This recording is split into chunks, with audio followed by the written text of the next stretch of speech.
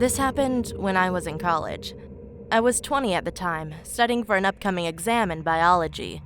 That is, until my roommate busted in my room.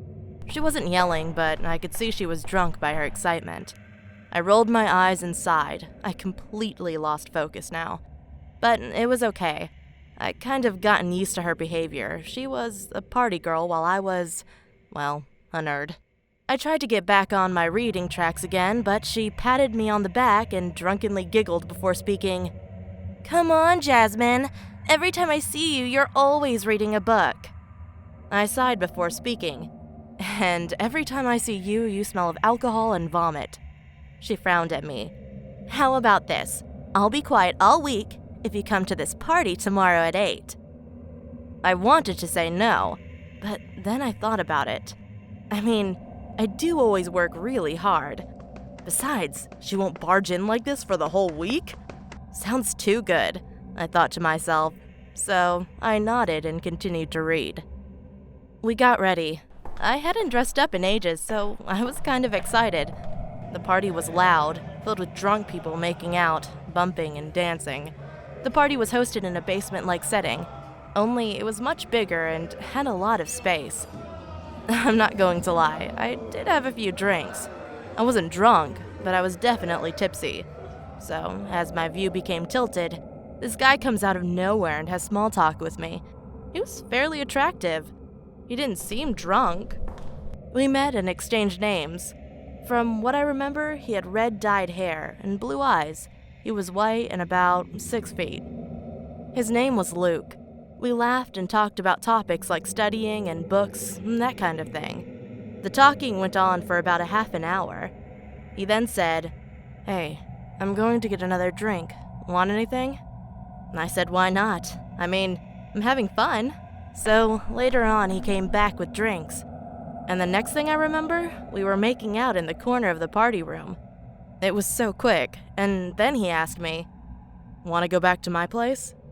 Which I politely declined. I already know what he wants. Besides, I needed to be on campus in the morning. "Come on, I promise it will be fun."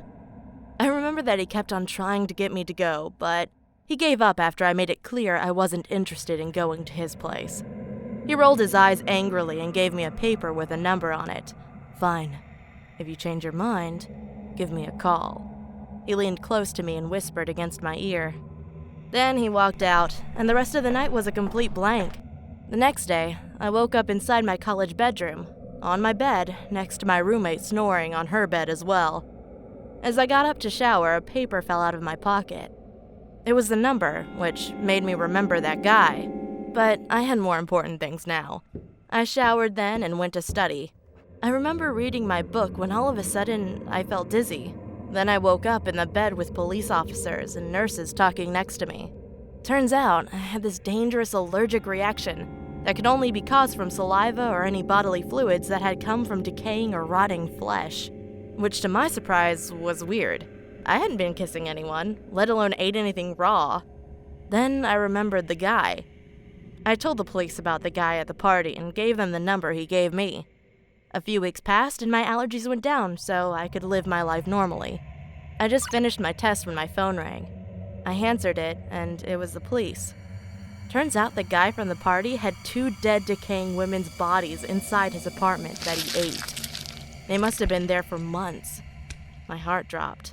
The thought that I made out with someone who ate human flesh. Or even worse, was what if I had agreed to come to his place? I may have been one of those bodies.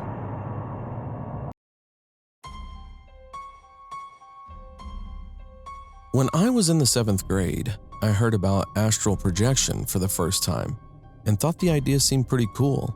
Who wouldn't want an out-of-body experience and travel around the world? Anyways, I've been attempting it for several months to no avail. I did doubt it wasn't real and eventually stopped attempting it. Then one day on a January, I decided to hit the bed at around 7 p.m. to take a nap, and the next second I began to feel I was being pulled out of my body as a strong vibration feeling overcame me, similar to that body feeling you get from a strong nicotine rush. I then was floating in my room and felt a presence right behind me, but didn't think much of it. It wasn't a good presence, more of a demonic one. Despite there being my family in the home awake, I didn't see anyone there, and only the light that illuminated the stairway was on. Everything also had a blue tint to it, and I could see clearly in the dark. I had to swim through the air to be able to move and went through my door and swam my way downstairs. I decided to go up and through the ceiling and then through the roof and explore this new plane of existence. However, as I went through the ceiling, I saw this creature rushing towards the stairs, and it stopped as soon as I stopped moving to see it. I could only see the back of it from the right side of it since it was blocked by a wall, but it had yellow skin, pointy, elongated ears, a tail that's medium-sized, and it appeared to be as tall as I was at the time, 5'6". I stared at it for a few seconds, frozen in fear, and before I knew it, I was awake, back in my bed. I looked at my clock and several minutes had passed by. I don't know what to think of that, but it was an interesting experience.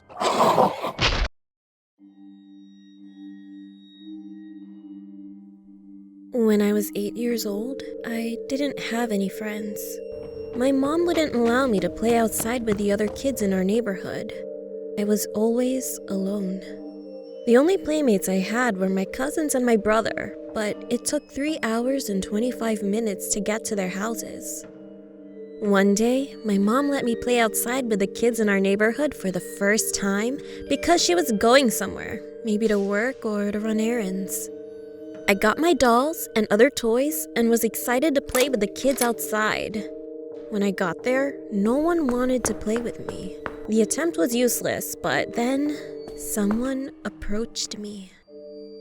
He had puppy eyes and was cute. We quickly became playmates. Even though he was a boy, he would join me for tea parties with my dolls. He also invited me to play with him at his house. But I was confused because his house looked old and abandoned. Like it hadn't been cleaned up for almost 12 years. We decided to go play in his garden. When we got there, I puked. I didn't know why at the time, but for some reason, I was disgusted. He didn't offer me water or anything. He just looked at me grinning and said, "Next time, you're going to sleep here too." 2 weeks after that upsetting experience, I went looking for him. A paper airplane flew to me out of nowhere. I picked it up, and when I opened it, I was shocked, scared, and sad. It was a newspaper clipping. The boy that I played with went missing 9 years ago. I ran to my bedroom, and I saw a shadow through my window. I looked at it closely, and it was the boy. He was smiling. Today, I'm 19 years old, and I still remember that part of my childhood so clearly.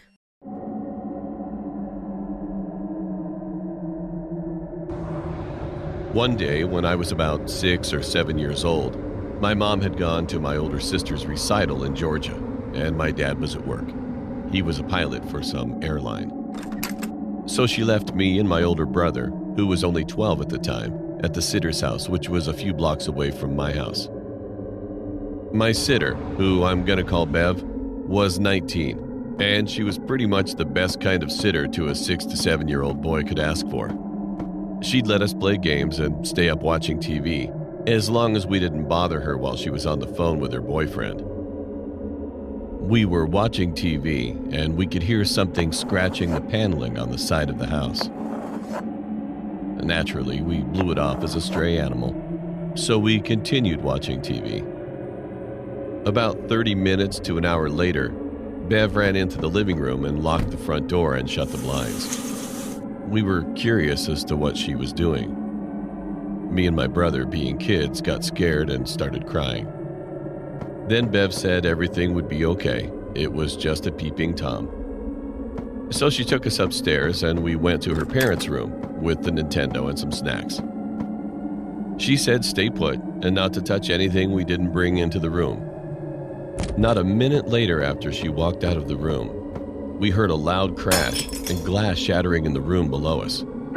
The sicko had thrown a brick from the walkway through the guest bedroom window and managed to get in. I remember Bev running into the room and pulling us into the closet and telling us we were going to play a game of hide and seek and to be very quiet. She got out of the closet and locked it from the outside latch and disappeared. Several minutes passed and we could hear a grown man screaming, come out wherever you are. I only want to play." Then I heard what sounded like water running in the bathroom across from the closet. Then it shut off. And I heard Bev yelling something at the man. It was something like, "The police are on their way. You better get out of my fucking house now." Then we could hear loud, heavy footsteps sprinting out of the room, and then sirens wailing in the distance. Bev shrieked, and we heard a loud thud on the ground below us. Bev had managed to find an old wooden bat. As the man turned a corner to go out the front door, Bev swung the bat as hard as she could, knocking the man to the floor. Dazed, he got up and tried chasing her outside, but the cops had already arrived and tackled the man on sight. My mom came home immediately and took me, my brother, and Bev back to my house. A few years later, she explained that the man was a known sex offender and had escaped from prison. In the report, he was said to be carrying a rather large knife in his pocket and had a Saturday night special tucked away in the waist of his pants.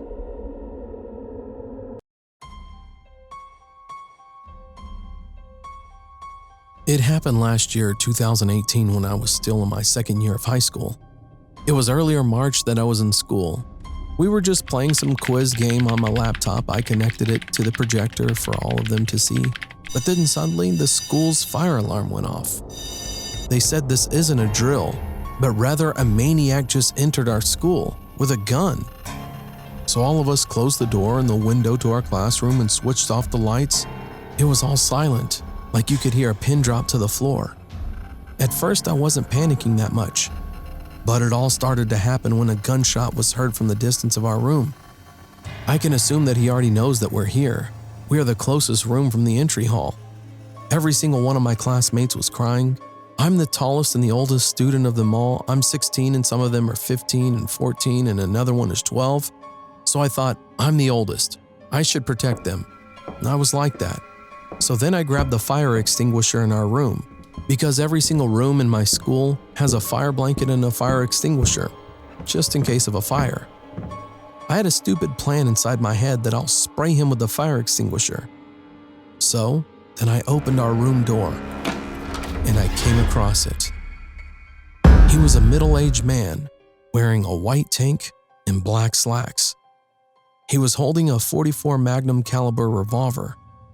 At first, we were having a quick draw match, like that. He grabbed his gun first and pulls the trigger. I can feel my heart beating fast, and just then he aimed the gun at me, but it didn't shoot at all. He forgot to cock his gun, so then it's my chance to hit him with the fire extinguisher and knock him out. After that, the police arrived and every student was reunited with their family. And still, I'm wondering, what could have happened if he didn't forget to cock his gun and shoot me first?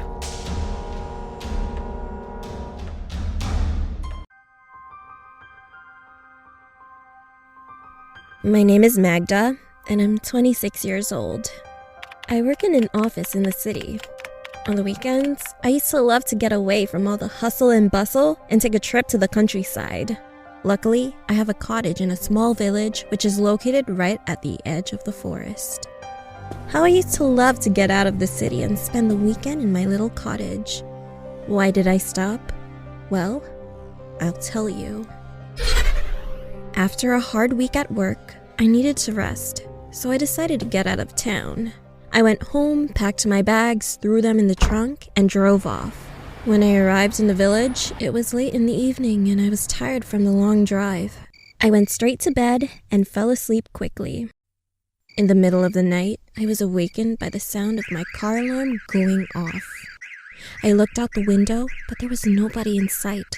I found my car keys, pressed the button to shut off the alarm, and the awful noise stopped. I laid back down and tried to fall asleep, All of a sudden, the alarm went off again.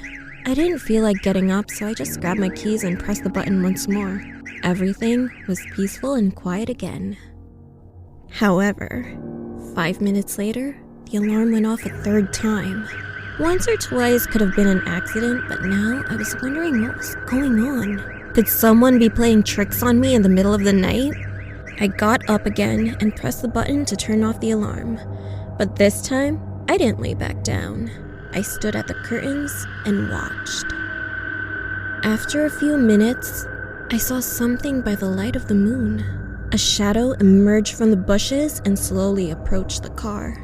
I could just about make out the shape. It was something tall, skinny, and black. The figure reached out with its long, thin arms and knocked on the car. The alarm went off again, and quick as a flash, the dark figure retreated back into the bushes. At that moment, I realized what was going on and began shaking with fear. I turned off the alarm and continued to watch. The thing emerged from the bushes again, slid silently over to the gates, threw a hand through them, and removed the partition holding the gates closed. I was paralyzed with fear, and I couldn't move. My mind was overcome by panic thoughts. What was it? What did it want from me? What was it doing? Would it ever go away? A shiver ran through my body, from my head down to my toes. My mouth was dry and my heart was beating fast. I was so tense, I was gritting my teeth and clenching my hands into fists. I regained control of myself and ran down the stairs as fast as my legs could carry me to the ground floor. I wanted to look for something I could use to protect myself. However, just as I was about to switch on the lights, I suddenly froze in my tracks. The dark figure was at the window. It was pressed up against the glass, staring in, looking to see whether or not there was someone home. I immediately ducked down behind the sofa and peered out. That's when I realized what all those tricks with the car were for. It was trying to lure its victim outside. I couldn't take my eyes off its hideous face. Its skin was the color of ash and covered with wrinkles. Its eyes were small, beady, and completely black. Instead of it having a nose, there were 2 ragged holes. It didn't have any lips, just 2 rows of sharp, yellow teeth. When it breathed, it was so heavy and hoarse that it was misting up the window. I just knew it wasn't going to go away. After standing at the window for a few moments, I heard a rustling noise as it came to the front door. I watched as it tried to push its fingers through the gap under the door. The handle began to twitch wildly up and down. The creature emitted a chilling sound. It was not like a human voice. It was a deep, beastly growl, like an angry dog chewing on a bone. I knew that if it heard me, it would keep trying until it found a way to get into the house. I crouched down behind the sofa, hiding in the shadows and desperately trying not to make a sound. Tears began involuntarily streaming down my face, no matter how much I tried to stop them. I could feel my pulse pounding in my temples, and I was shaking like a leaf, just waiting for it to end. I don't know how long I cowered there. I must have been passed out. When I woke up and looked out the window, the creature was gone. The door was still in place, and everything seemed secure. I've never been so relieved in all my life. I ran upstairs and looked out the window. It was light outside, and there was no sign of anything wrong. Taking a chance, I grabbed my keys, and without stopping to collect any of my things, I ran out to the car. I jumped in, locked the doors, and drove away from the village as fast as I could. I didn't stop driving until I got back to the city. When I got back to my apartment, I turned on the radio and heard a news report. The announcer said that, in the village, the dead bodies of 2 girls had been discovered. Their corpses had been mutilated and dumped in a swamp. I guess the creature found what it was looking for. I don't want to, but I am curious to know. What would have happened if I didn't make the right decision of sprinting?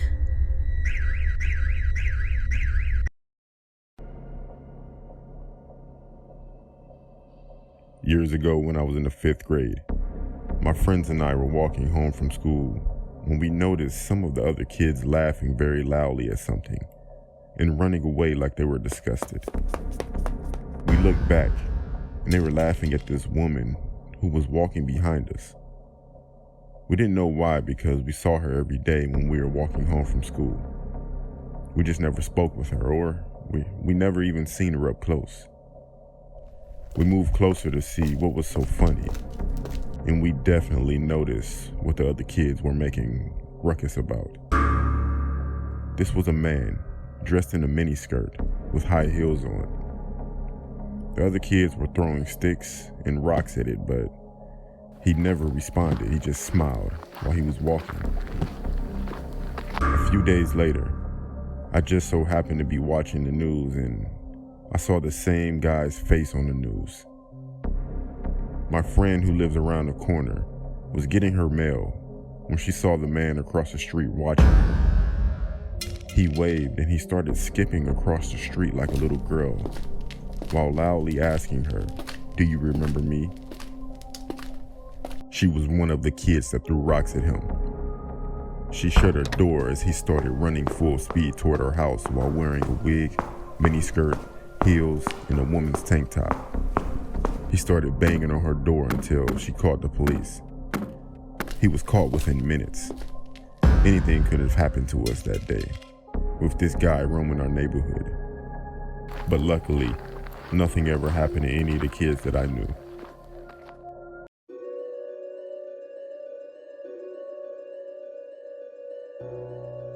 This story happened when I was 18 years old and a senior in high school. It was an ordinary night. My dad worked the night shift, so we all decided to sleep in my parents' room. I was with my younger brother, who was 15 years old at the time, my younger sister, who was 11 years old, and my mom. My parents' room was a small, purple, square-shaped room, which also had a bathroom. The bathroom's door was across from the bed. My younger brother and I slept on my parents' bed while my mom and my younger sister slept on the floor. Before sleeping, we all had a short conversation, and after that, we went to sleep at 9 p.m. At 2 a.m., I was awakened by a strange sensation. As I opened my eyes, I had my eyes fixed on the bathroom door, which was cracked open. To my surprise, I noticed a black figure, which looked exactly like my younger brother. The figure stood there with his arms crossed, watching me. However, his eyes were shut. At that moment, I froze. I couldn't move from the bed, and I was scared that if he opened his eyes, he would have red or bloodshot eyes. I decided to quietly turn my head to the other side of the bed to see if it was indeed my brother. My heart sunk to my stomach when I realized that my brother was sleeping right next to me. So many thoughts kept racing through my head. Who is this person? Why is he here? How could he look exactly like my brother? I tried as hard as possible to sleep and ignore what I saw.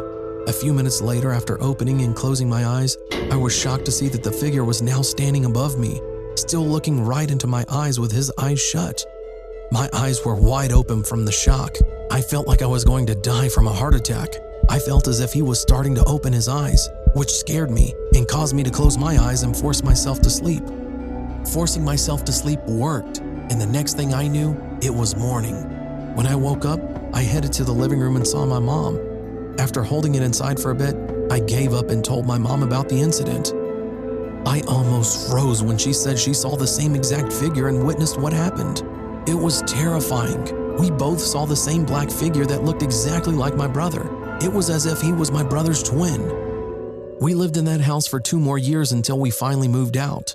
After the move, we told my dad about this story because he doesn't like hearing creepy stories, so we kept it a secret until we moved. He surprised us by saying that we were not alone. He saw some strange things in that house as well.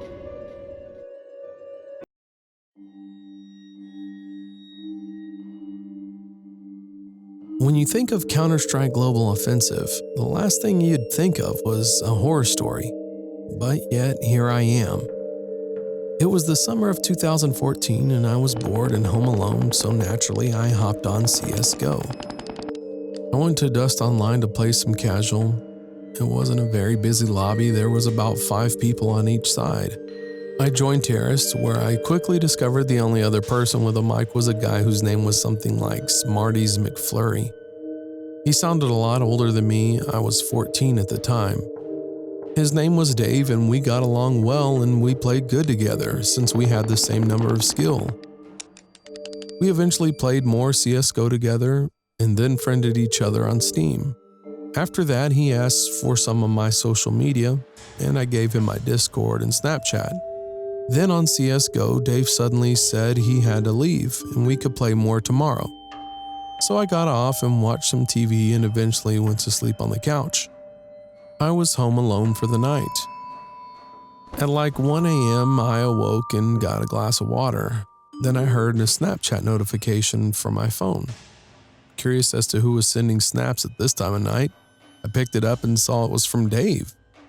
I opened it, and it was a picture of my front lawn and house. The phone and the glass of water fell from my hands to the floor, and my heart began to race.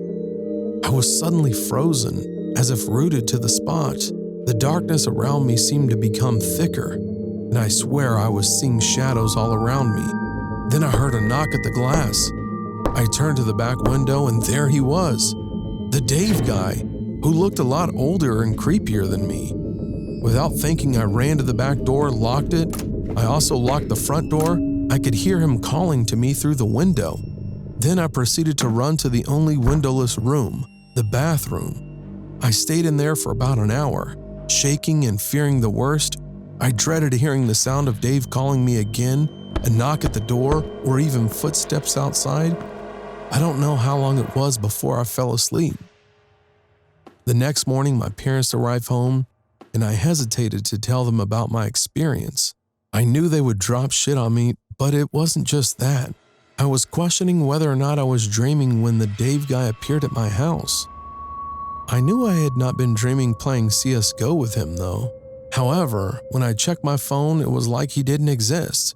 He was not on my friends list in CSGO, his Steam account was gone, his Discord was gone, and even his Snapchat was gone. All deleted.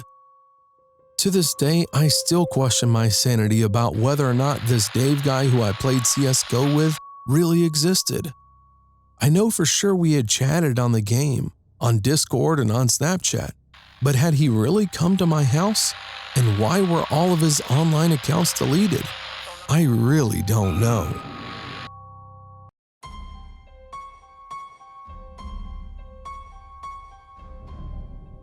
I was a big Tinder guy a few years ago. Everywhere I went, I would update my location and then update, my body count. Then I quit doing Tinder and stuck with Instagram. I know they're completely different, and IG has a bunch of fake accounts.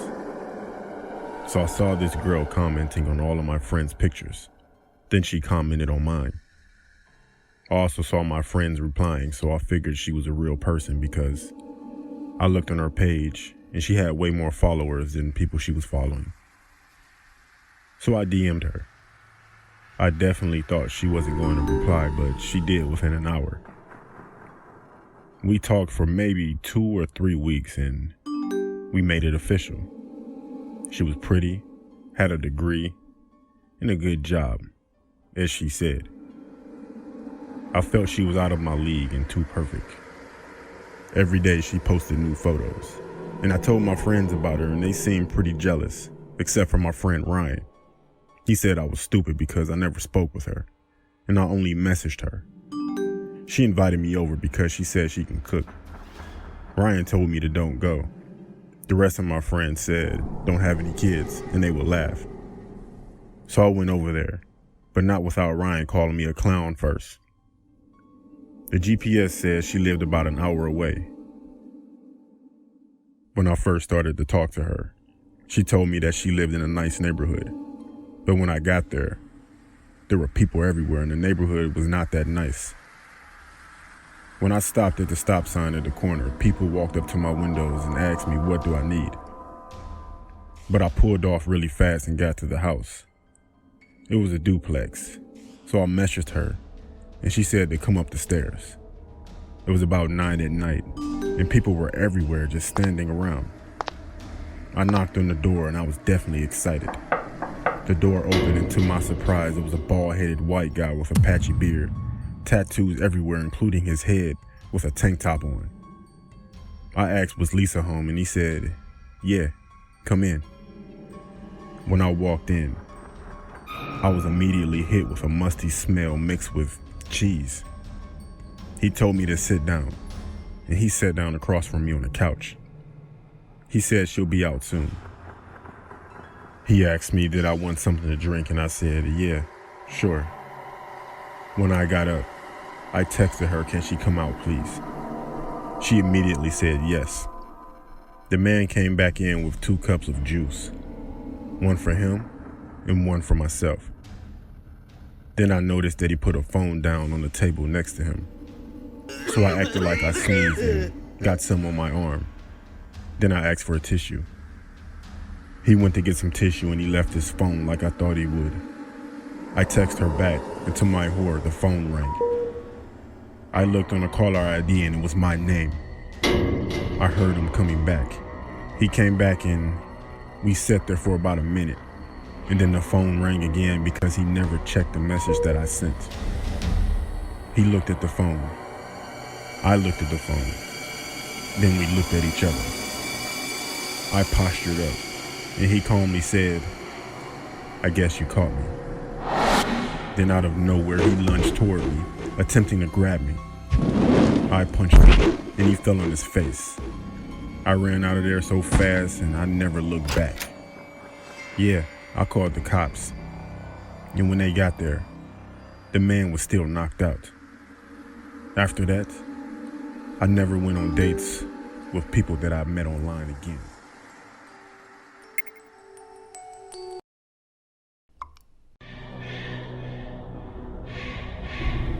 This story is totally true. It happened to me when I was about 4 years old. My dad used to really like going on vacation with me and my family. One time, we went to what I think was Big Bear, but I'm not sure. Anyways, we rented a cabin. I don't remember much, but I remember the inside of the cabin was beautiful. The furniture was all colorful and decorated in Christmas colors, but it was around Christmas time.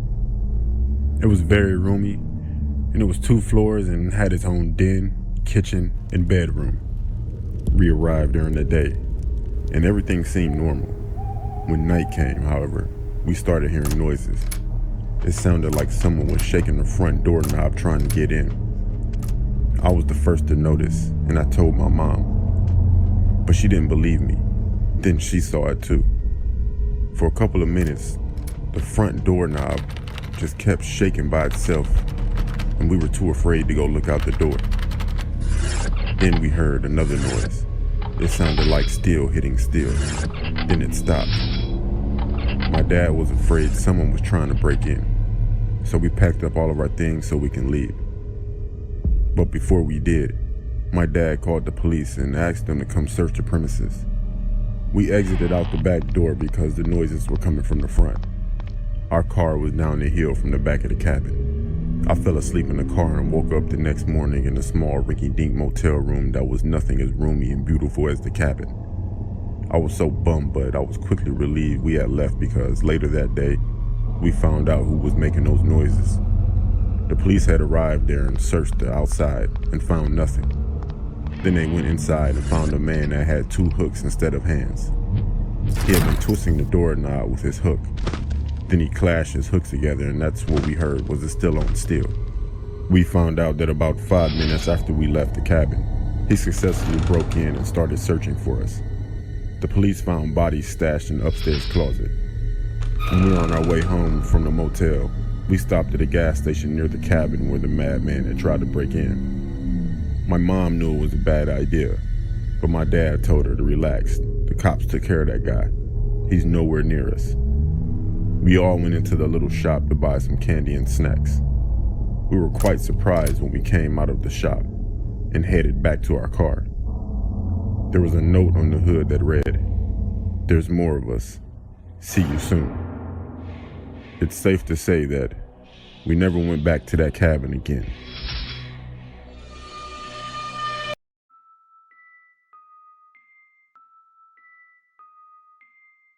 I was born in 1984. This incident was from 1989. I was 5 years old then. I'm a guy, the middle child of 5 siblings. It was late 1989. when my mom was giving birth to our youngest sister.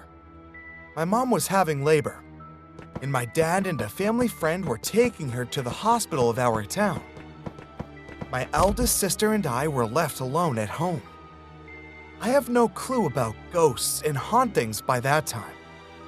I wasn't sure how much time has passed since they left for the hospital, but I guessed it's about midnight or just before it, when my sister fell asleep. I was sitting beside her on the couch. I am sure I was wide awake and watching my elder sis sleeping.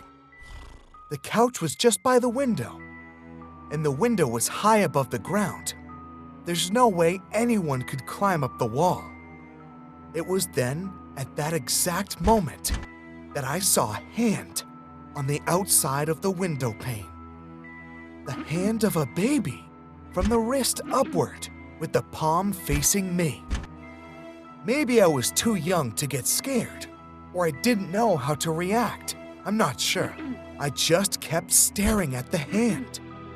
At that time, I thought that the hand was of my to-be-born younger babies. I can't tell what exactly happened after that. What I'm sure of was that my parents came home the next morning with our new baby sister. I told my mom about the thing after I was 25 years old, but I've got chills when I think about that night. I wonder why I didn't get scared or horrified. Maybe I was too young, as I've said before.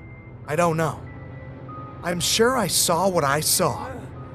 If that night was not then, but one of these nights, I'd be screaming my lungs out or froze to death.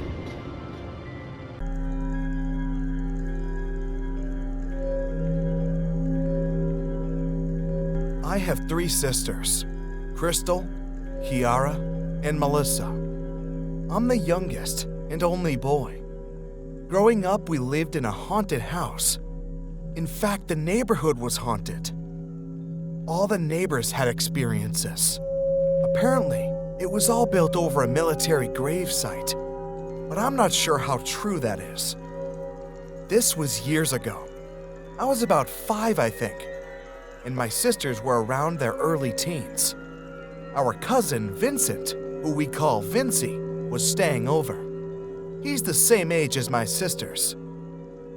We used to play hide and seek with all the lights in the house turned off, apart from any room our parents were in. So this night was going great. The only source of light was a flashlight that the seeker had. Crystal was usually found quickly because she had, and still has, really long curly red hair, and it almost glowed bright orange in the light. Kiara has long straight blonde hair, so she was found quickly too. But Melissa and I have black hair, so we could blend in better. However, this night, Kiara was the seeker. She found us fairly quickly and only had Vincy to find. So she went to our parents' room and shined the light inside. Our parents had 2 white wardrobes that were attached on either side of a white dressing table, with a mirror on top of it. Kiara could see one of the wardrobe doors was slightly opened, and inside of it, in the darkness, she could see eyes staring out at her. She laughed and shouted, "Found you, Vincy!" But the eyes didn't move. They just stared at her. "I see you, Vincy," she laughed again. Suddenly, on the opposite side of the room, the curtains of the window flew open, and Vincy jumped from the window ledge laughing. Kiara looked at him in confusion. But I thought. Suddenly, the confusion turned to fear when she looked back at the wardrobe. The eyes were still there, wide and staring at Vincy, but then slowly looked back in her direction. Kiara screamed and quickly turned on the room light, and they could both now see that the wardrobe was empty. Nobody hiding, no pets, no boxes, nothing. Hide and seek in the dark soon became a memory after that.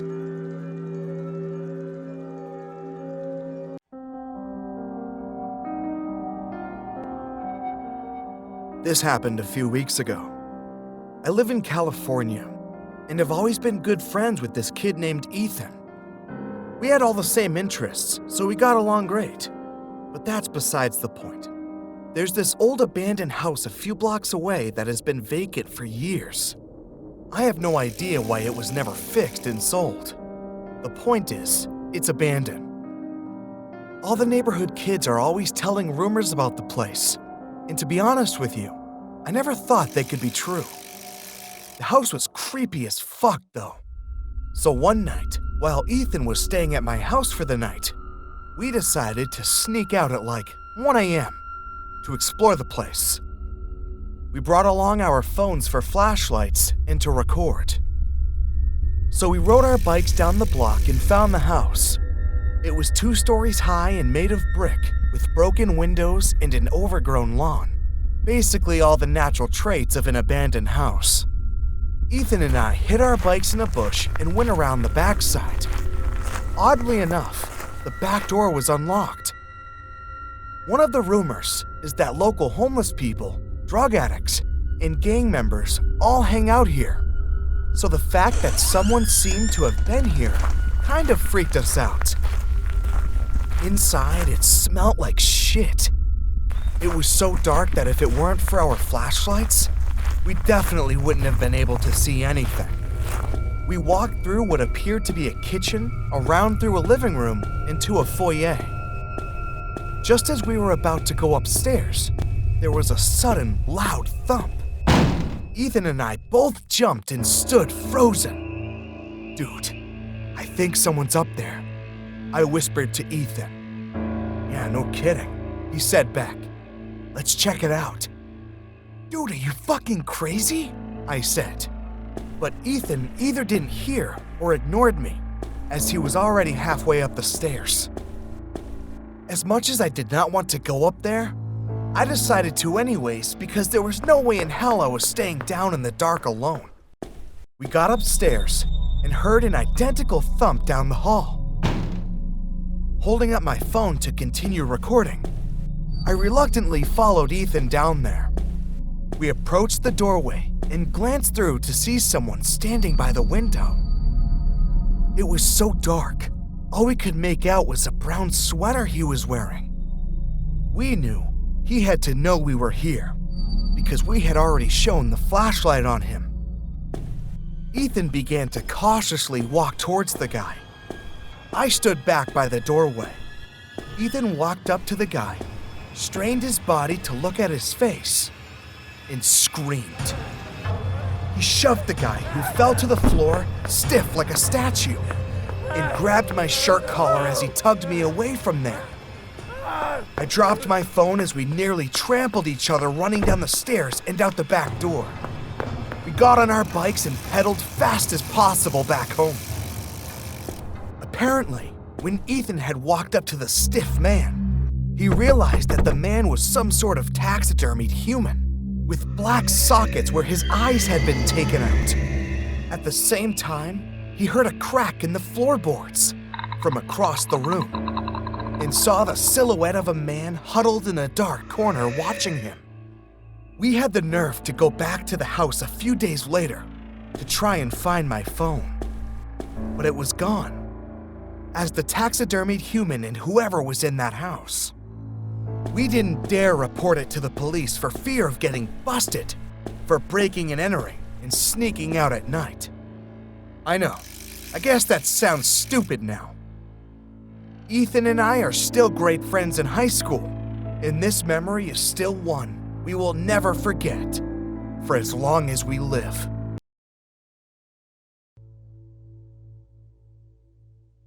A few years ago, while I was in high school, the deep web was becoming very popular. I never really got into it until my friend told me about it because he was into that weird stuff. One day after school, I had nothing to do, so I went onto the browser Tor. I didn't really see much, so I called my friend over so he could help me out. Once he got to my house, we started searching more and more. We saw a lot of drugs and illegal weapons, stuff like that. Then he clicked on a link that was in a chat room, and the link said, "Watch this."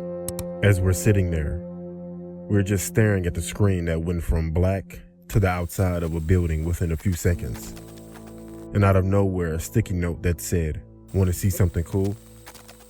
So then I typed, "Yeah, sure." What was weird was the guy wouldn't type. He just showed sticky notes in the camera.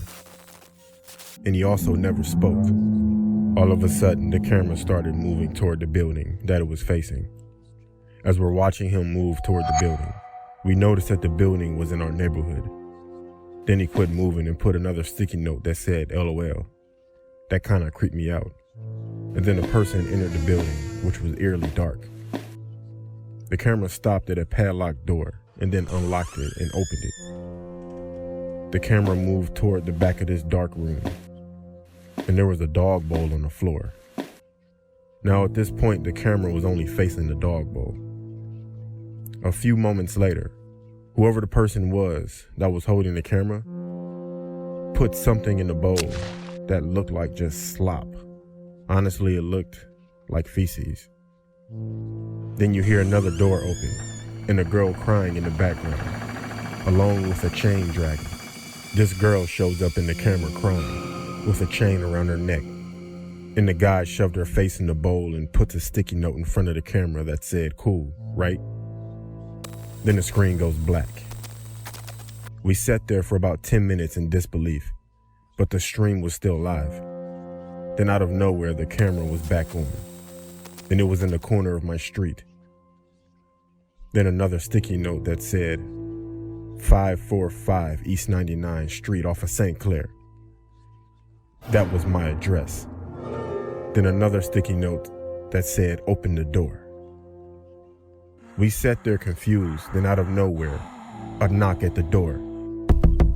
I grabbed my phone, jumped up, and we both ran to the back door. Then we heard a knock at that door right before I grabbed the handle. At that point, we had someone at the back door and someone at the front door knocking. We were stuck. Critical thinking wasn't my strength at that point. We ran upstairs, called the cops, and locked ourselves in my room. The cops showed up, but no one was outside. Only items that the cops found were 100 sticky notes, all with my address written on them. I told the cops about the building with the girl, and they found it. The girl was 14 and had been missing for 5 weeks. We moved out of that house within a week. But I would never visit the deep or the dark web again.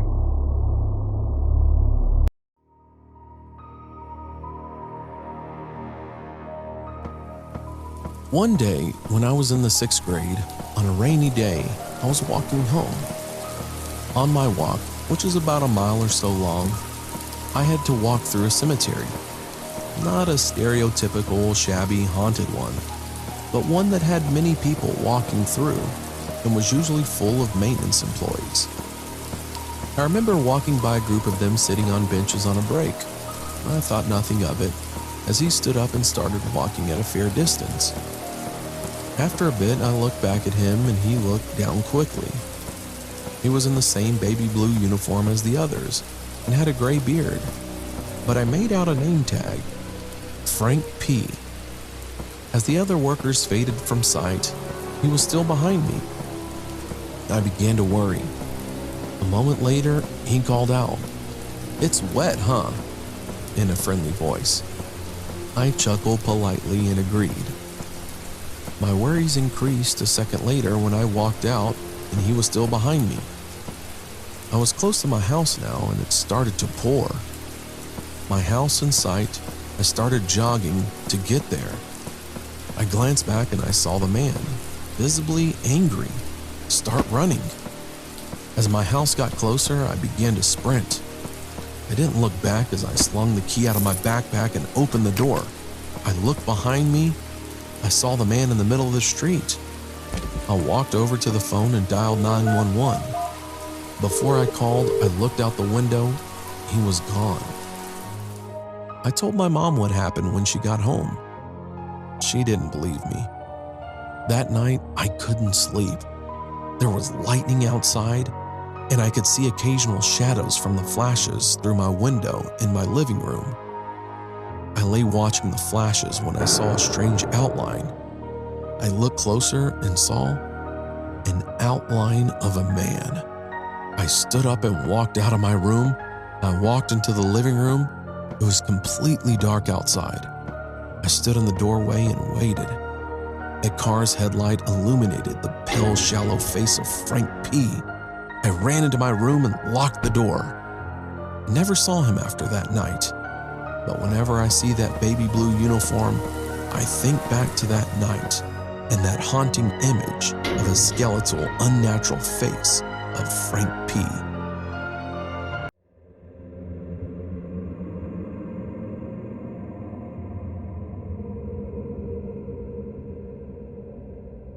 This is a true horrifying incident that happened to me when I was very young.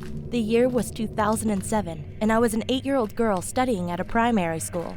The school was old, and it was built after the war and Japanese invasion in my country. I heard that there were Japanese army men and local people killed on the land brutally. And many teachers and students claim that they have encountered paranormal activity. Although I've never seen anything paranormal at the school, this place still gave me a creepy vibe. My class was located on the 2nd floor, just beside the girls' bathroom. The chilling part is, we could see an old cemetery park from there before entering the bathroom. One day, when I was studying in my class, I wanted to pee, so I asked the teacher's permission and went to the bathroom. I got into the first stall and locked the door. There was no light or anyone in there. It was just me. Everything was silent until suddenly, someone banged and kicked the door that was in front of me. I was in shock and froze for the first seconds. I don't know why, but I didn't scream for my life. I just quickly pushed against the door so the person wouldn't break in. After a few minutes, the banging stopped. I waited for a few more minutes and opened the door. There was no one in there. I walked out, ready to go back to my classroom. Then, I saw a student with broad shoulders and chocolate skin standing opposite of my direction. He was looking at me with a smile on his face. I froze because he was one of my classmates, and he actually sat near me. I think, after he saw me go out of the bathroom, he followed me, and that was him inside. I quickly returned to my classroom and didn't speak of anything about it to anyone. The student soon went in and sat down quietly. I cannot recall his name, but I still remember this incident even now. I will never forget this horrifying experience. I wonder what would have happened to me if I didn't lock the door, or if he had successfully broke in that day.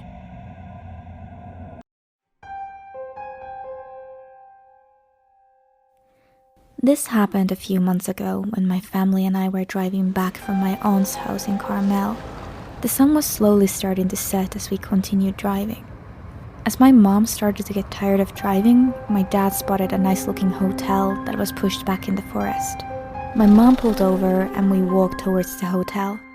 The place seemed nice, but I had a bad feeling about the hotel. My dad asked the lady at the front desk if there were any spare rooms that we could stay in for the night. The lady surprisingly said yes, but that our shower was broken and that unfortunately they wouldn't be able to fix it. But she said we could use the community showers on the 2nd floor. We took the elevator up to our room and set down our things. I decided before I went to bed that I would use the community showers. As I walked to the showers, I realized that they were much different than normal showers. To start off, there was a door connecting the boys' community showers to the girls' community showers. Secondly, instead of shower curtains, they had glass doors. So much for privacy. As I looked around, I realized the showers were completely empty. I thought to myself, if I took a quick shower, then I wouldn't have to worry about anyone walking in. I hopped in and washed myself. As time went on, the glass started to get very foggy and I couldn't see anything outside. I heard the door that connected the boys' showers to the girls' showers open. Why the hell would a boy want to come in here? Since I couldn't see anything, I decided to wipe my hand on the glass to get rid of the fog. As I did that, I saw a homeless man in his mid-40s with greasy hair, with his face directly on the glass looking at me with a smirk. As I looked down, I saw he was holding a large kitchen knife. I screamed and I opened the glass door as fast as I could, knocking the guy to the ground. I quickly grabbed a towel and ran out. I ran to our room and told my parents what happened. They immediately called the police and they arrived and searched the showers. They found him knocked out in the same position I had knocked him out in. Apparently, he was a registered sex offender and even went as far as to raping a girl my age. They arrested him and I'm not sure what they did after that. This story still terrifies me to this day, and I never went back to the hotel in fear that I might see him again.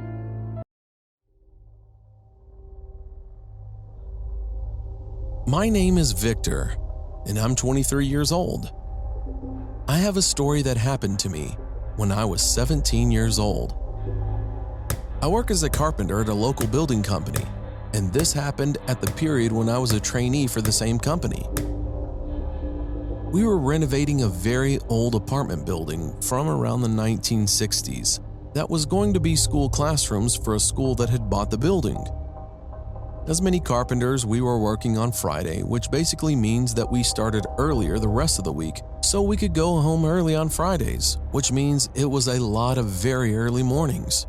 So one day, I was on my way to work at about 4:30 in the morning and was walking the usual way to my bus. It was about 1 kilometer. It was through the block I was living on and then through a small path in the forest, about 200 meters. By this time in the morning, it was still pitch black because it was winter and I live in Sweden, so the path through the forest was like a black hole. So I grabbed my phone and put the flashlight on, an old iPhone 4S by the way, and began walking the small path. About halfway on the path, I heard a crackling noise from my right and flashed my light in the direction and saw nothing. I just figured it was an animal or something.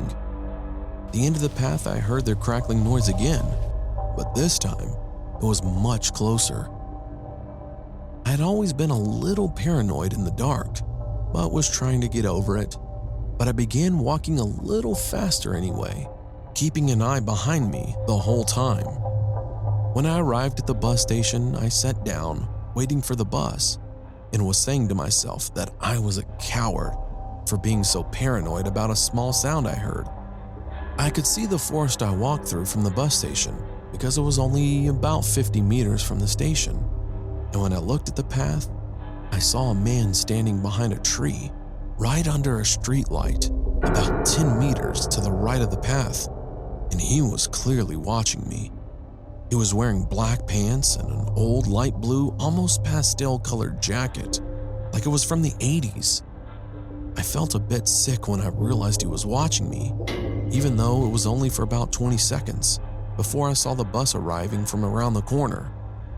I immediately felt relief when I saw the bus, so I stepped on the bus, and it was as usual completely empty.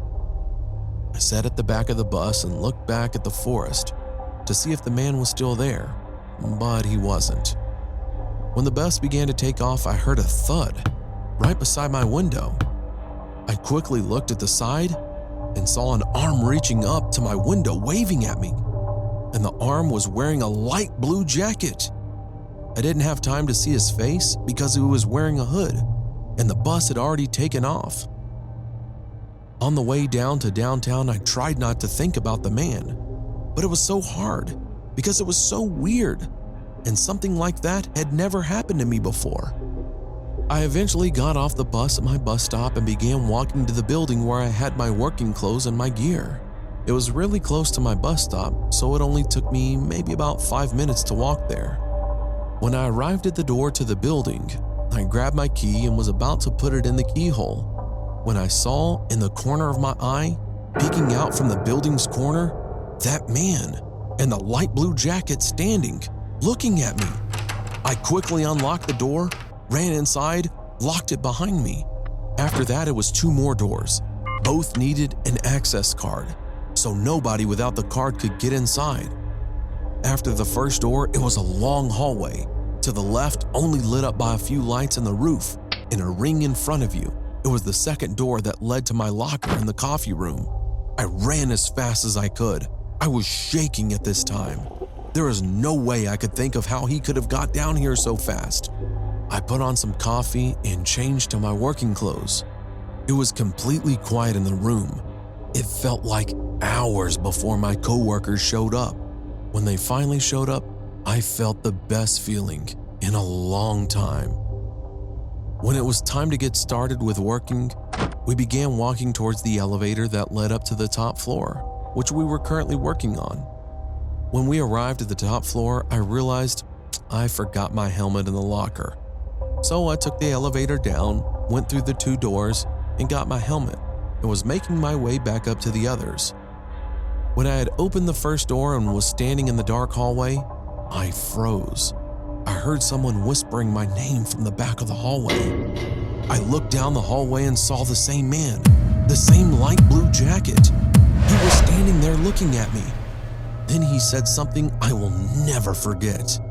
"You look so peaceful when you sleep, Victor," he said in a deep but shaking voice. I felt my whole world shatter when he said that. Then I ran for it. I opened the door and slammed it behind me. I ran to the elevator and smashed the button to the top floor. It felt like I was going 100 floors before I got to the top. I ran to the others and told them what happened.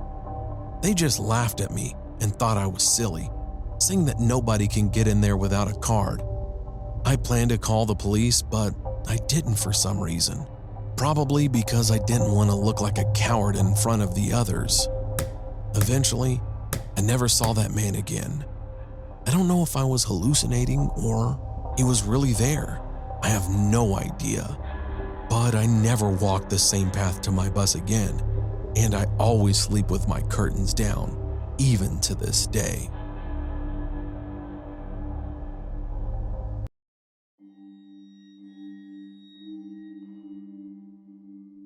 I was 10 years old, and I was home alone. But that wasn't a big deal because we lived in a small city. My mom and dad were at my grandma's house. I couldn't go because I was sick.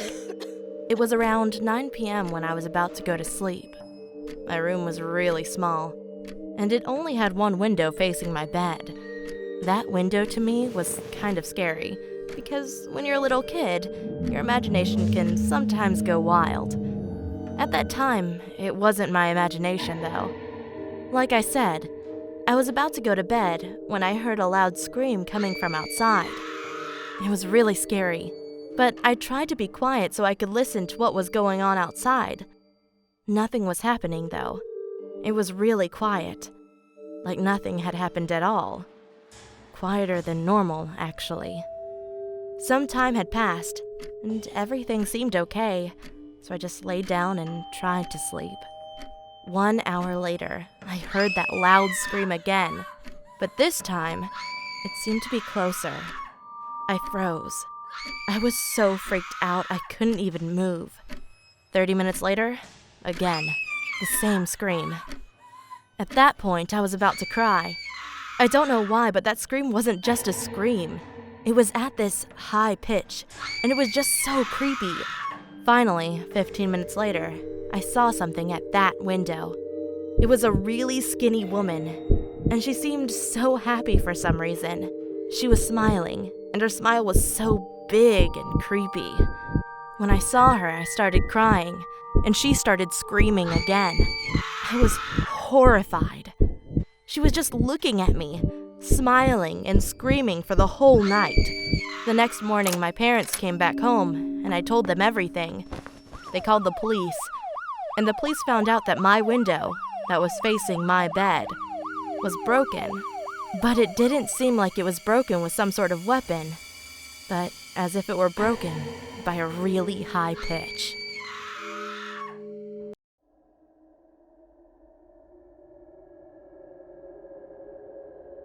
I was 10 at the time this happened. I loved my bedroom, since it had a TV, a bed, and a closet with my computer on my desk. One night when I was sleeping, I heard a noise coming from my closet, which kind of woke me up.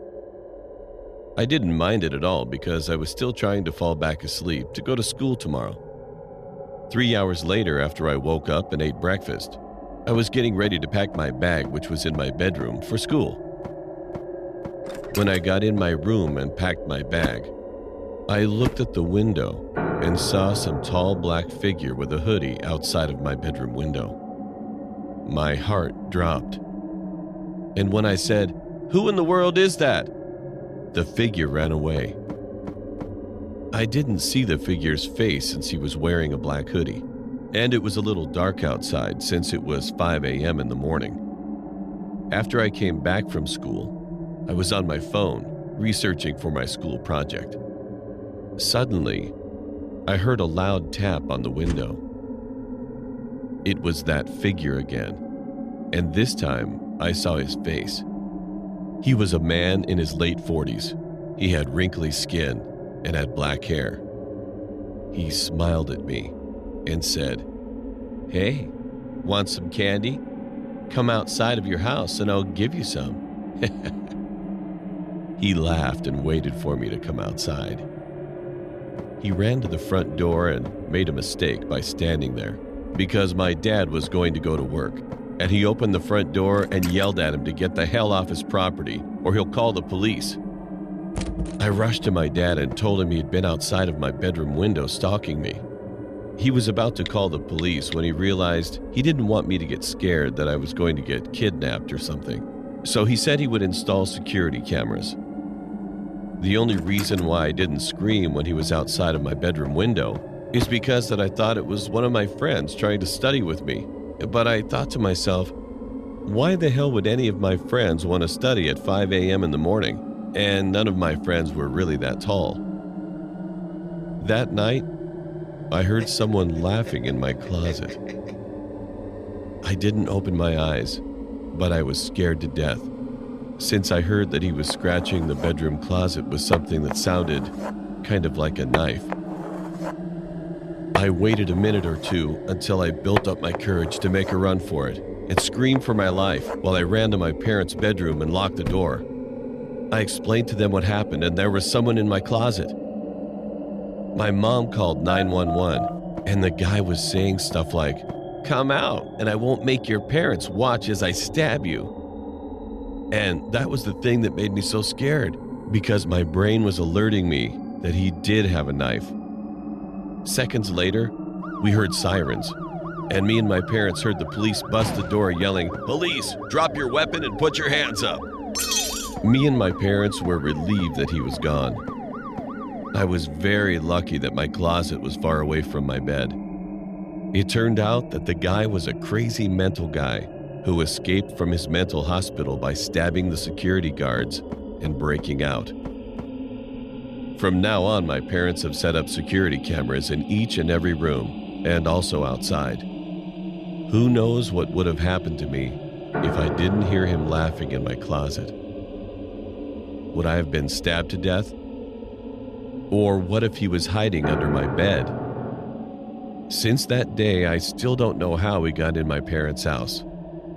Maybe my mom or dad forgot to lock the front door. Or he got in from my bedroom window.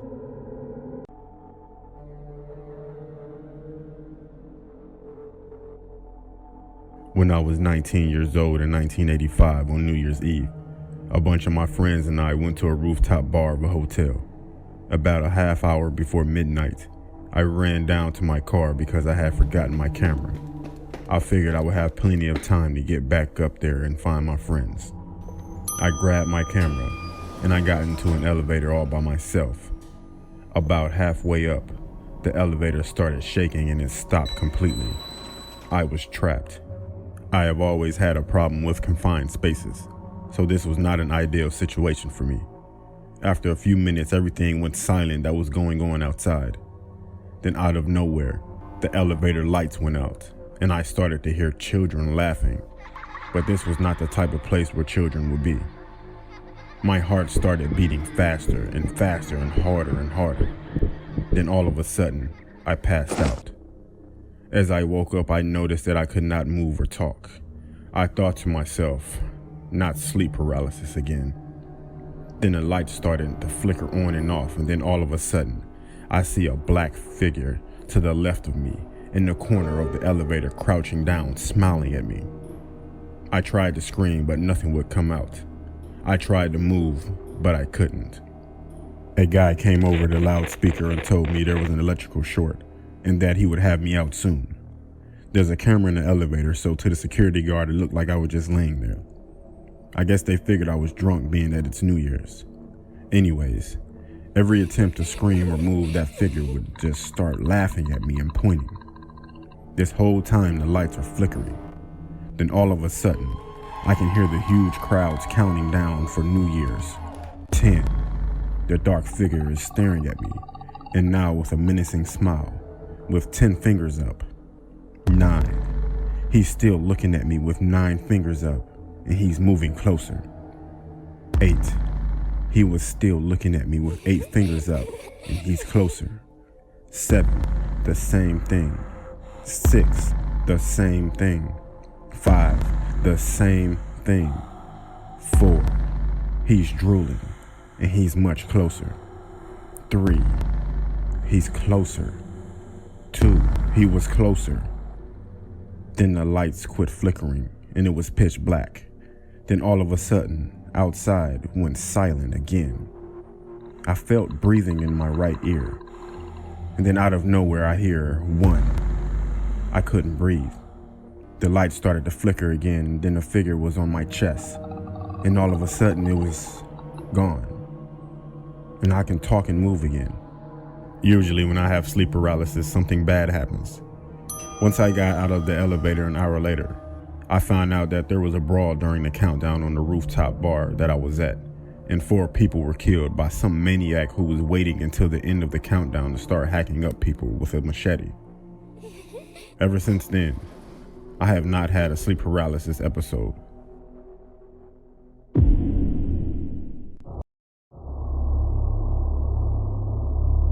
My name is Yusuf. I'm 21 years old. A few weeks ago, my parents decided to go to Lebanon for a few days while I stayed home. I was happy to have a few days to myself, so I decided to drive to the lake which my family went camping at when I was small.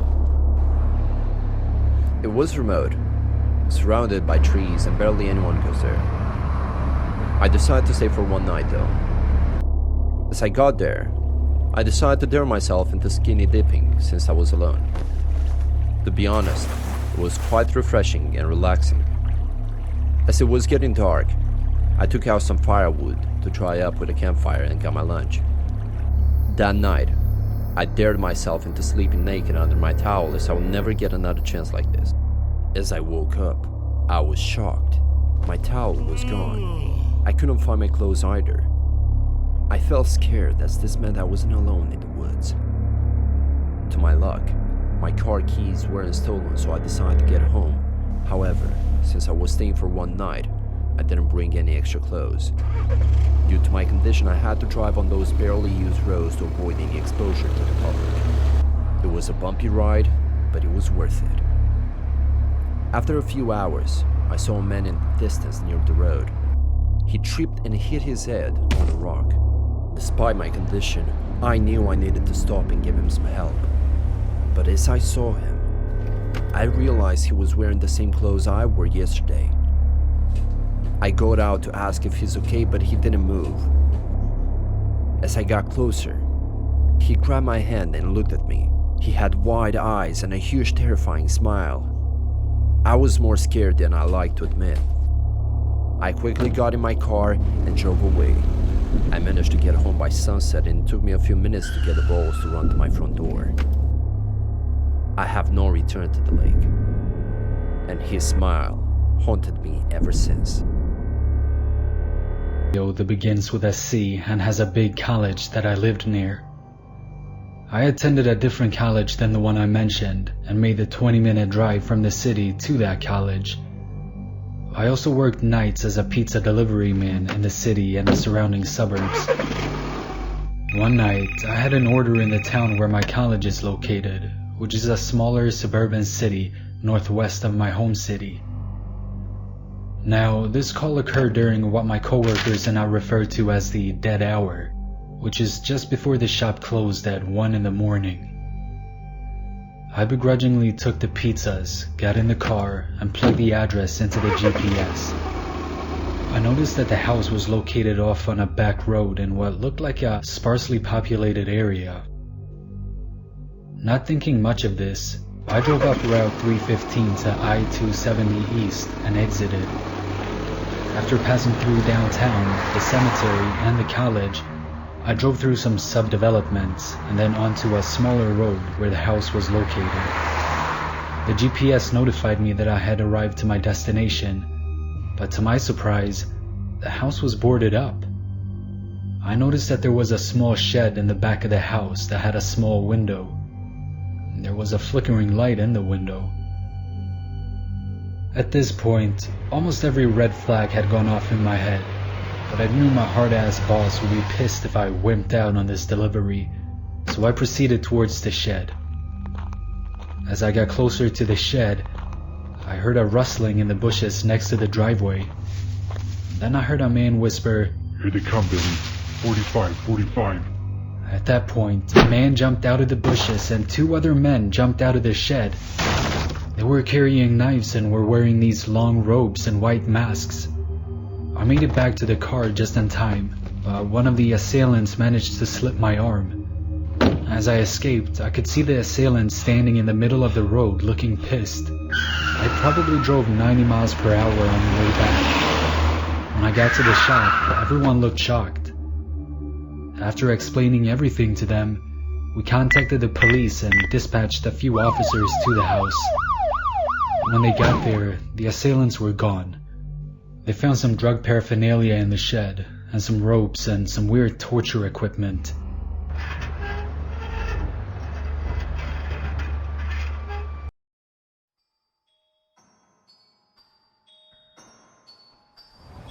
I was on a road trip with my friend Tom throughout upstate New York. On our second night of driving, we were taking some peaceful back road through the woods because we were tired of the noisy highway. So as we were driving down this narrow, dilapidated road, Tom suddenly really needed to use the bathroom. I asked him if he could hold it, but he said that if he held it any longer, his bladder would explode. So I just sighed and tried to find like a gas station or something. There was nothing to be seen though, so I was thinking about pulling over and letting him piss in the woods, but finally I saw lights cutting through the darkness up ahead. It was a 7-Eleven, thank God. Before I'd even parked the car, Tom flew out the door and raced inside. I realized while waiting in the dark car I was actually hungry, so I pulled out some change from my pocket. It would at least be enough for a bag of crappy Cheetos or something. So then I went inside. As I was walking through the store examining everything on the shelves, I felt a tingly feeling on my neck, like I was being watched. I turned around and saw a bearded man in a yellow suit casually slip into the other aisle.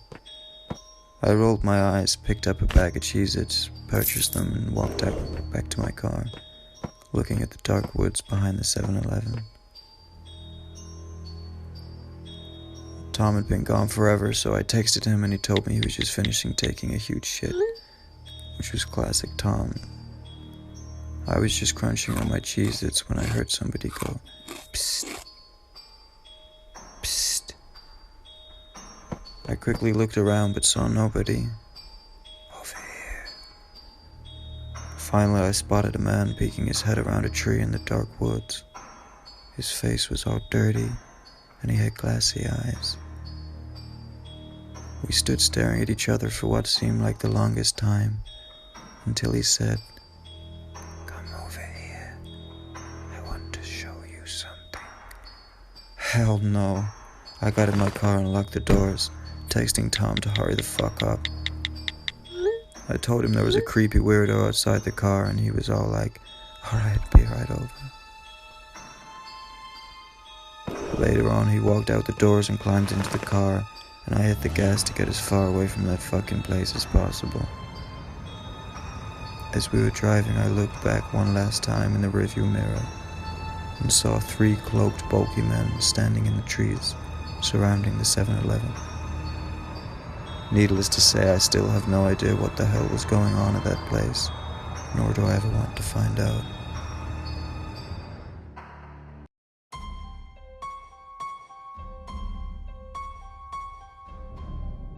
It was around 5:30 p.m.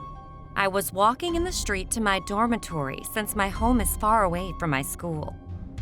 There were only 3 to 5 people passing by that street at that time. While walking, I was texting my boyfriend, asking him if I could come over that night since I have a project to make and my laptop's being an ass. It won't turn on, so I was hoping I could borrow his laptop. And then, when I looked up, there was an old man walking towards me. The street was narrow, so I stopped and moved away to the side to make room for him when he did the same. I nervously laughed and moved to the other side, and he copied me again. This time I felt a bit nervous. Excuse me, I muttered. I tried to get away from him, but he kept blocking my direction. Then he laughed and moved away. I felt relieved. I quickly walked past him, and then he stomped his feet behind me. I got startled, and then he laughed. I thought he was just a crazy old man. I told my boyfriend about it, and he asked me if I was okay, so I told him not to worry. Around 7 p.m., I was at the jeepney stop waiting for a jeepney to arrive because I was going to my boyfriend's apartment since it was 45 minutes and 2 rides away. 30 or 45 minutes later, there was one jeepney with only 5 passengers, so I hopped in. One by one, the passengers got off the jeepney until I was the only one left. "Drop me off by the terminal, please," I said. He didn't say a word, just kept on driving. When we finally got into the terminal, he didn't stop. Just drop me off here, please," I told him again. Then I saw his face in the rearview mirror. It was the crazy man from earlier. I panicked. He was looking at me, smiling. I immediately called my boyfriend, since we don't have 911 here. He wasn't picking up. I didn't know what to do. Should I jump off the Jeep? Then suddenly a group of friends halted the Jeep and he stopped. I immediately got off and ran. I might have looked like a maniac to those teenagers, but I didn't care. I called my boyfriend again, who finally picked up. He had just got off from school and I told him everything. He picked me up where I was, and since then he never let me travel at night.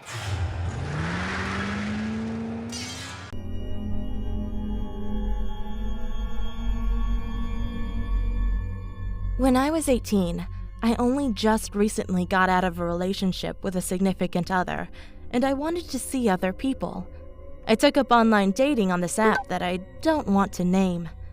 I never told my parents about my previous relationship, or the guys that I talked to online, so they know nothing about this story. But I still need to tell them one day. Anyway, within a short period of time, I received lots of messages from guys. Most of them were perverts, or just didn't catch my attention, until a cute guy messaged me. I forgot his name, so we'll just call him Justin. Justin was around 23 years old at the time. When he messaged me, he told me how attractive I was and showered me with affection and romantic text messages. I was naive at the time, so I was awed and blushed when he told me all that. We started to get to know each other. He was living in Canada, and I was a Polish girl living in the United States. We had a few hobbies in common, and we both went to college. I was studying to be a police officer to get an associate's degree, and he was going to university to get a bachelor's degree. Then, eventually, his messages started to make me uncomfortable. He said that he preferred white girls over Asian girls, and that he always wanted to have sex with a white girl. He asked me if I was still a virgin, and even though I felt uncomfortable, I said yes. He started talking to me sexually, and I didn't like it, but I complied. Then he asked me if I could visit him sometime in Canada, even though I just met him a couple days ago. Living with my parents in a strict Polish household, I told him that I couldn't because of that.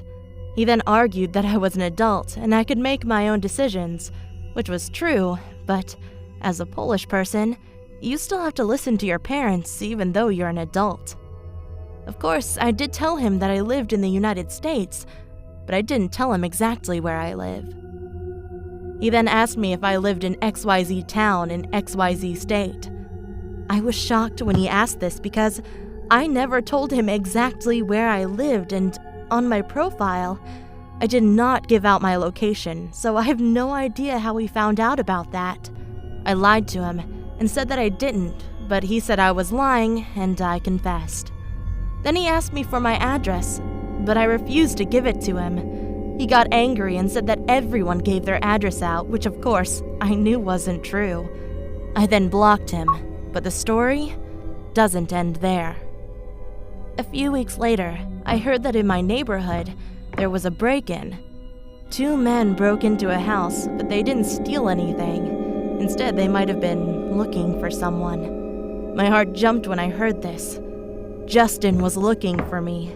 A couple houses later, and they gave up. I waited a while later, and I have not heard about anything like this again. I dread to think what might have happened if Justin found the right house in my neighborhood and kidnapped me.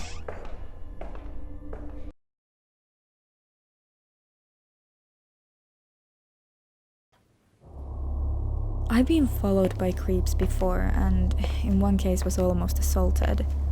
I was never truly scared about that type of stuff. I've been through a lot in my life, and I consider myself to be pretty strong.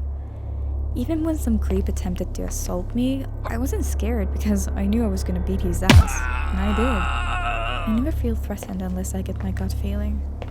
I know when something bad's gonna happen, or if someone is a shady character, etc. My friends tell me I have some type of sixth sense. I'm not one for superstition, but I also have to agree it gets really weird, and I'm almost always right. One day, I got the worst gut feeling I ever had in my life. I was in my first year of college, living in some very nice apartments. I loved living there. It was a Friday, and I needed to head to the bank before it closed because I forgot to cash in my check beforehand. I left my house, locked the door, and started heading towards my car. Right as I left the hallway of my apartment complex and started walking, a beat-up rusty truck pulled up as if on cue. There were 2 guys inside. One was a pretty big guy with tattoos and looked like he just got out of prison, and the other one was super skinny with glasses. The second I laid my eyes on them, I had my gut feeling kick in.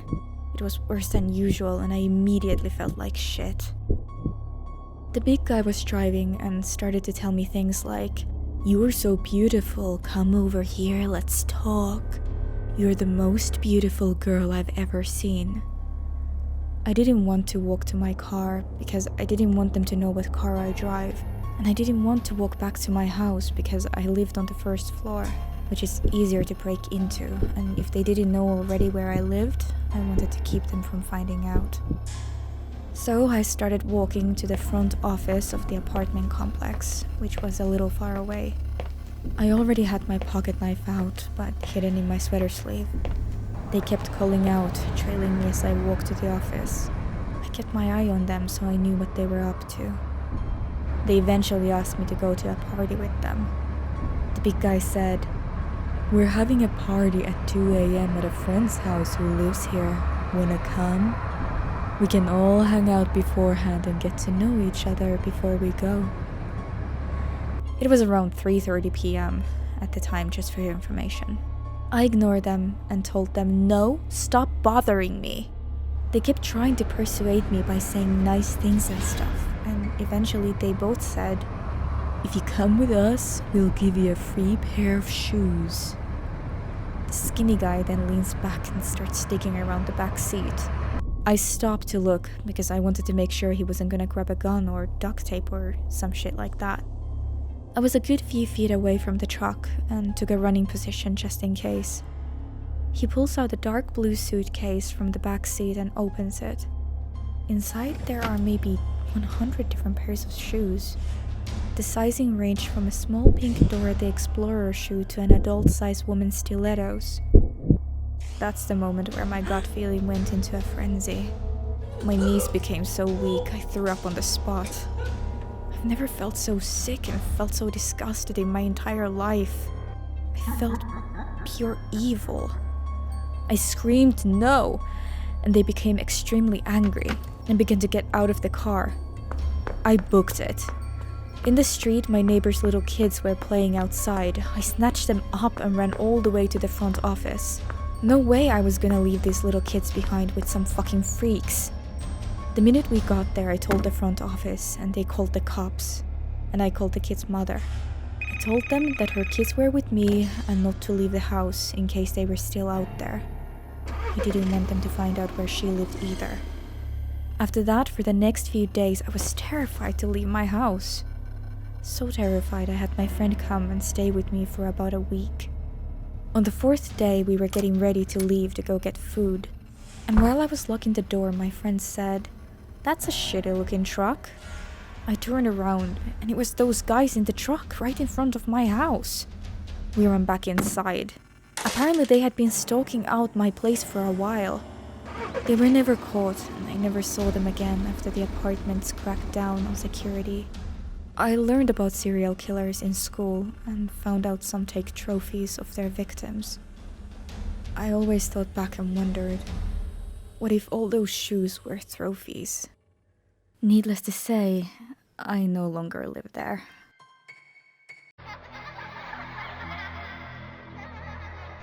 When I was 17, I didn't have a driver's license. Most of the time I walked or hitchhike. There was this one night. There weren't that many cars on the road, and it was very cold. And this man pulled over. When the guy pulled over, I took a good look at the guy and figured I could take him if he tried anything. He was on the slender side and had a strange frailness about him, even though he looked healthy enough. I got into the car after we agreed on the destination. We exchanged names and I warmed my fingers up in front of the heating group. He spoke quietly, asking a few questions along the lines of, was I local and how did I like living there? He said he only been here for a few months, but found it beautiful and hoped he could find happiness there. That comment struck me as a little odd, but I brushed it off. It began to snow and the road quickly got slippery. So he slowed and he kept his eyes straight out the windshield, driving silently. I was okay with that, as small talk was never my forte. About 10 minutes later, I noticed the car near the intersection we were approaching seemed to be sliding, so I said, "Watch out." He immediately hit the gas, shooting through the intersection and burst out with, "Don't ever scream at me." Needless to say, I was taken aback. I said, "Look, this is close enough. Just pull over here and I can get there." He didn't seem to hear me. So I said, "Richard, did you hear me?" I said, "You can pull over here and let me out." But no response. He just stared straight ahead, driving faster now than he did when it started snowing. To say I was scared doesn't seem to cover the depth of the fear that began to rise in me. I didn't know if I should stay quiet or speak, but I was damn sure not going to yell after his outburst. After about a mile, he began to mumble under his breath. I couldn't quite make out what he was saying, but I assumed he was speaking to me. So I said, "What did you say? I couldn't hear you." He began to speak quietly and rapidly, saying things like, "You're always yelling at me. I've told you time and time again, do not yell at me. I don't appreciate it. No, you don't listen, you don't listen." And I was just sitting there looking at him. I was at a complete loss. I didn't know what to say in response or if I should say anything at all. I contemplated just jumping out of the car, but nixed that idea when I realized the door lock was missing. There was just a silver-lined hole where it should have been. I started to cry and debate with myself about causing an accident by grabbing the wheel and hoping for the best, when he suddenly looked at me for the first time since I had gotten in the car. He blinked several times, rapidly, then slowed the car, pulling into a gas station. I waited to see if he unlocked the doors, not wanting to say anything to set him off again. After a minute or two, he quietly said, "I think I better let you out of here." And he hit the button to the door locks, and he opened the door. I wasn't about to hesitate, so I jumped out of the car as if I were on fire. I was about to turn and walk into the gas station when he called my name. He looked so damn sad and I hesitated. He apologized, said he was sorry if he had frightened me, that he never would have harmed me, and he asked if I'd be able to get home okay. I said I would, and closed the door. He began to pull out of the gas station, but stopped suddenly. He just sat there for a couple of moments, his head down. I froze, wondering what the hell was up, and was about to run into the gas station, but he opened his window and yelled at me, waving something in his hand, my hat. I left it on his seat. I slowly approached the side of his car, and he handed it to me, apologizing again. I didn't know what else to say, so I just said, thanks. I watched as he drove off, making sure he was out of sight before moving on so he wouldn't know which direction I was heading. As I walked, I went to put my hat back on, and a piece of paper fell out of it. Folded into a paper was a $100 bill. The paper said, "I'm sorry. Please take a cab and don't hitchhike anymore tonight." I didn't. In fact, it was the last time I ever hitchhiked in my life. Will never, ever do that again.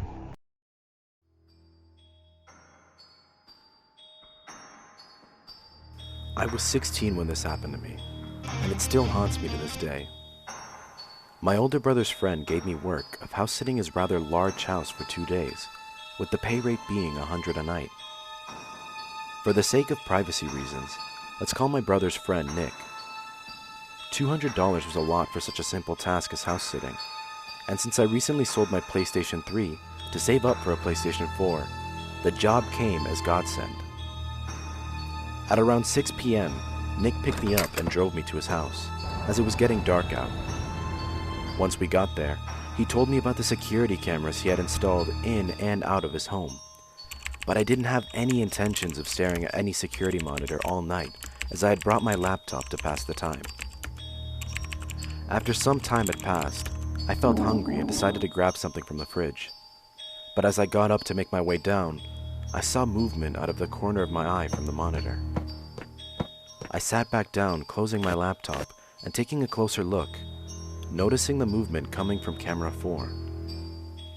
Upon closer inspection, I noticed that it was a silhouette of what appeared to be a man standing outside the house. Within seconds of glancing away from the monitor, the man was gone. At that very moment, I heard glass shatter somewhere downstairs, causing me to immediately look at the cameras, noticing him crawling in through the basement window at an alarming rate. I started to panic, watching him climb the basement stairs with a knife clenched in his hand.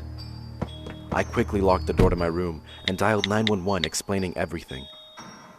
I watched the monitor, terrified to see the man on the same floor as mine, desperately opening and closing the doors, looking for anyone to cross his path. I pressed my ear against the door, straining to hear his now slowed footsteps approach my door as he attempted to open it. Realizing I was in there, he began to shout and pound on the door aggressively, frightening me to the very core. As I sat there shaking, I heard sirens in the distance, steadily getting louder and louder. My fear quickly disappeared as I heard the man run towards the stairs, attempting to escape his fate, when I heard the front door slam open, accompanied by somebody yelling, "Police! Put your hands in the air!"